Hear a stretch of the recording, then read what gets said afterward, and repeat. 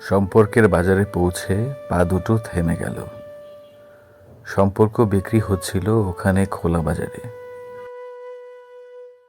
আমি কাঁপতে কাঁপতে জিজ্ঞেস করলাম, কি দামে বেচছো ভাই এই সম্পর্কগুলো?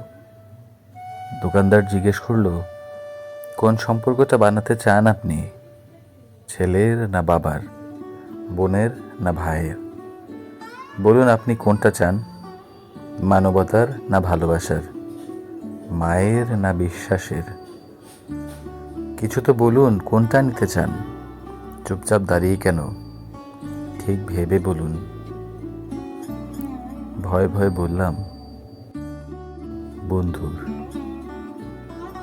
দোকানদার ভিজে চোখে বলল, দুনিয়াটা এই সম্পর্কেই তো টিকে আছে। তবে মাফ করবেন, এই সম্পর্কটা বিক্রির জন্য নয়।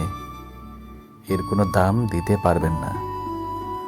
আর যেদিন এটাও বিক্রি হয়ে যাবে, সেদিন দুনিয়াটা উজাড় হয়ে যাবে।